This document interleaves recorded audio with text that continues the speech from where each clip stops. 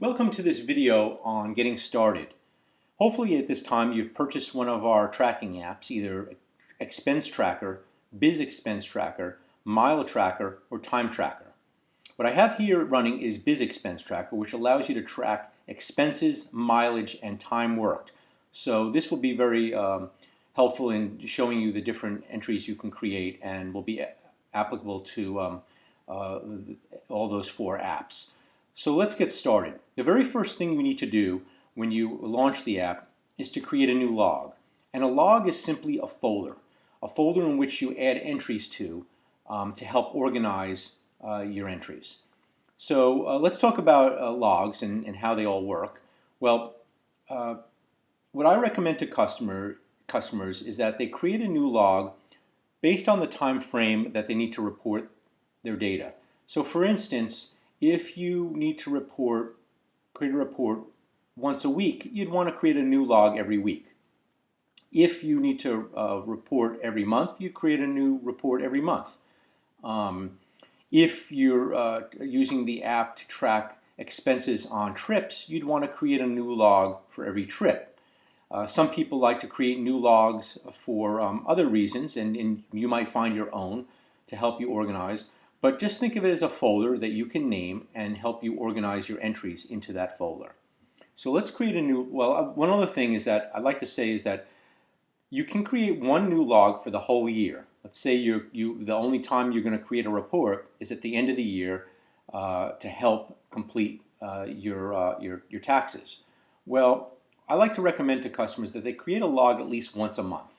What this allows is that if you have one log with all your entries, it might become a little cumbersome. So it allows you to divide your entries into 12 logs for the year. And don't think that that's going to limit you at all, because if you need to create a report at the end of the year that combines all the entries from those logs, the app can certainly do that. And what I recommend is that when that time comes, you watch the video on creating reports, and you'll find that to be quite helpful in come reporting time. So let's create a new log, and the first thing I'm going to do is enter a log name.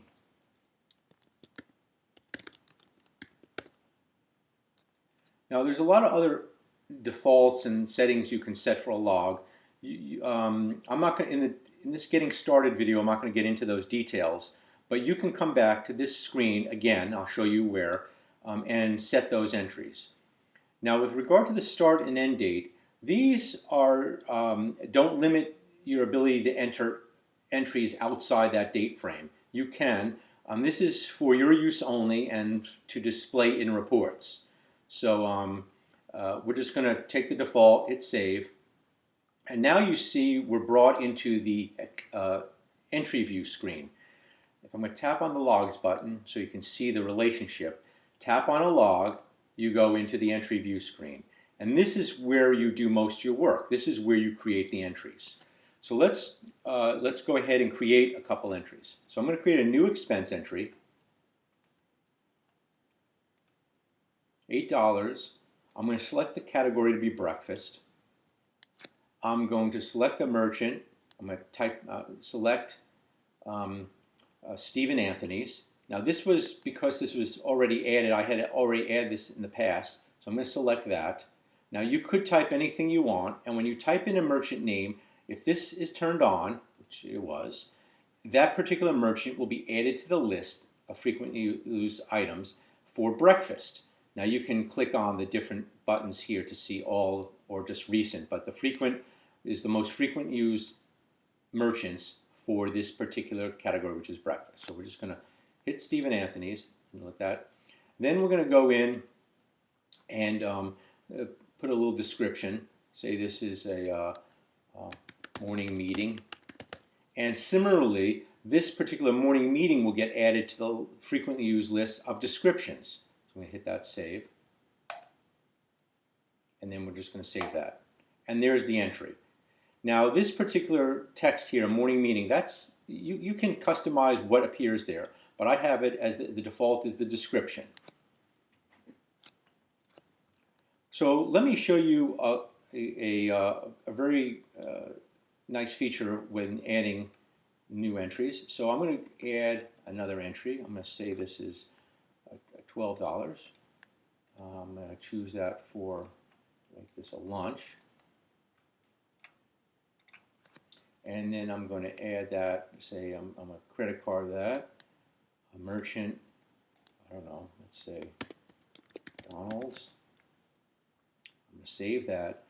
Now I want to show you the quick name feature, which is will save this expense for frequent usage. So if you enter the quick name, say lunch at McD, save that, and I'm going to save this. Now the entry, there it is, it's lunch, shows up $12, that's what you would expect. But if you create a new expense, tap on the quick button and select lunch at McD, it fills in all the entries. Now if I would have entered a description or would have had a client associated with this, when I first saved it, it would have filled in all those as well. So I'm just going to cancel this. So now I have two entries. Let's edit an entry and change this breakfast to August 6th.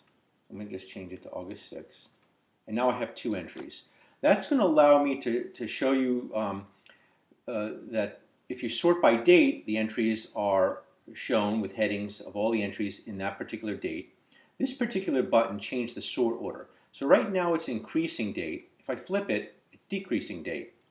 Similarly, these sort buttons allow you to sort by different categories. So if I hit category here, that's all my breakfast items in this log, all my lunch items in this log.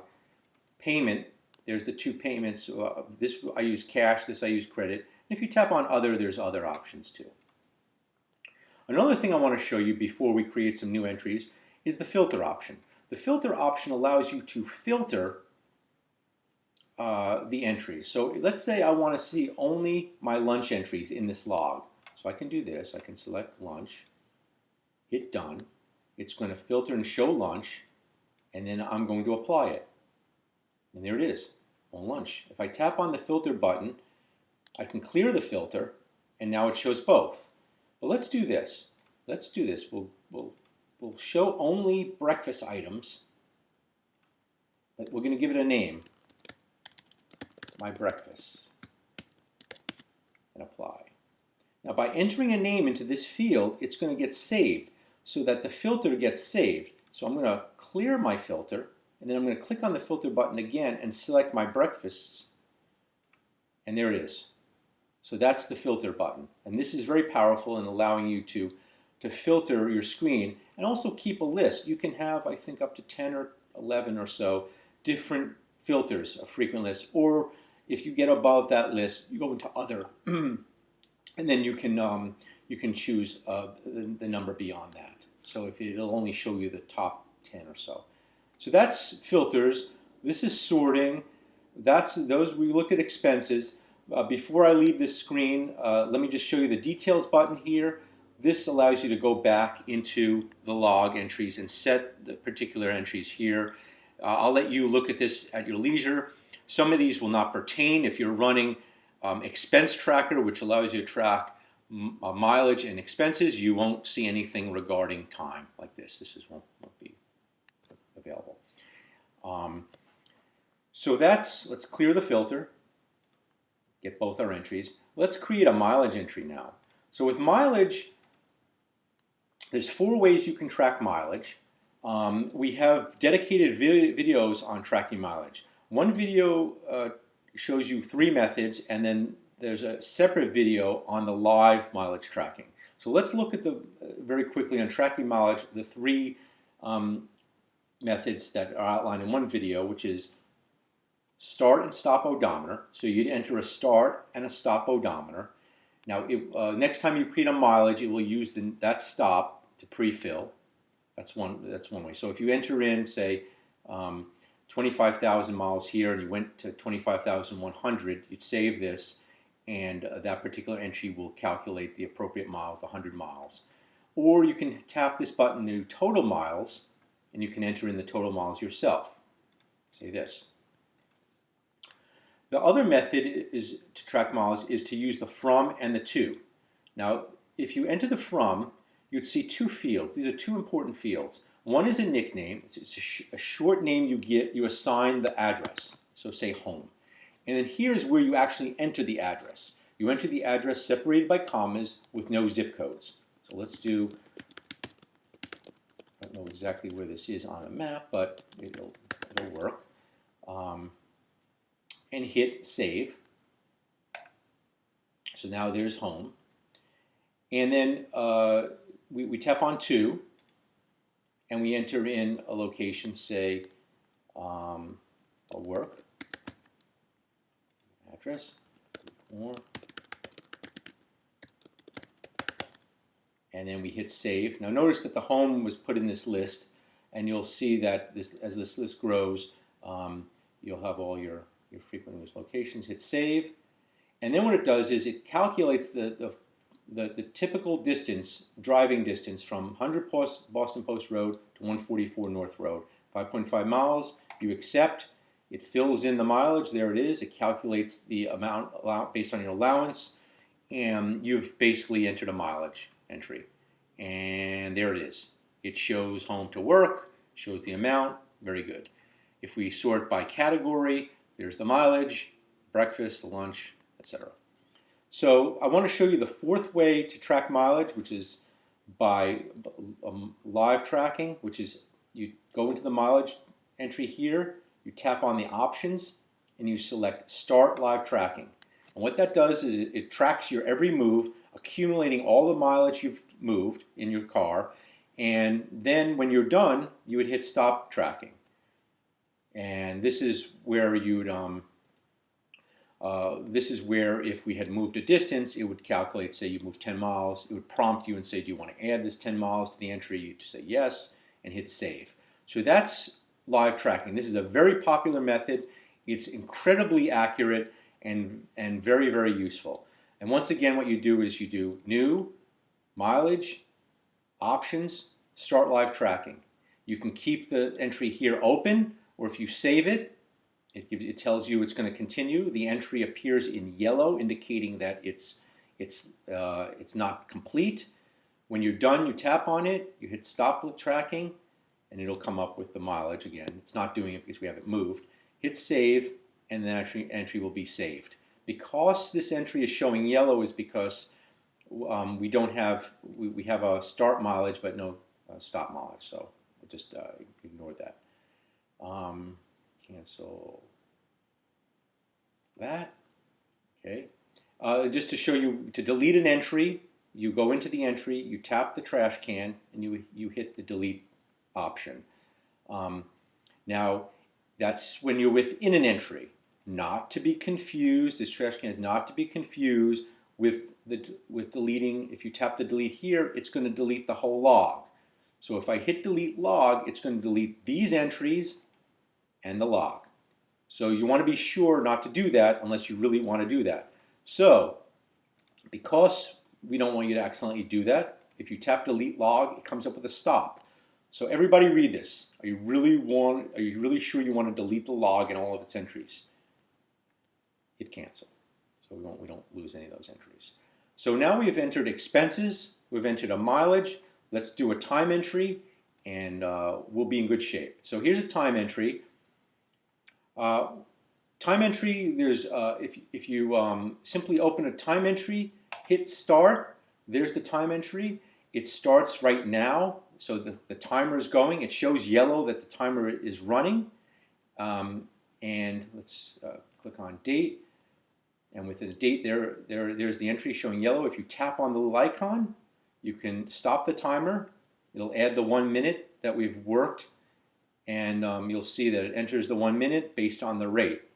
Now, very important is these rates, if you tap on here, rates, are not likely to be your rates. So you need to customize them. And this is what you do. You come into the rate form, you hit customize, and you select one of these, and you enter the name, and you enter the amount, and then you would save that. If there are any rates you don't want, you hit the red button to delete them. And if your default rate, you'd want to enter in the appropriate rate that you get paid by default. It not only supports hourly, it supports by day and per visit. And these are, I'll let you look at these at your own leisure, but if you need these are very useful for people who get paid by the day or get paid by per visit, and they fulfill the needs of those particular folks. So take a look if you need that. And that's rates. I'd want to show you how we got in here. I'm talking fast because I want to get as much as I can into this getting started video.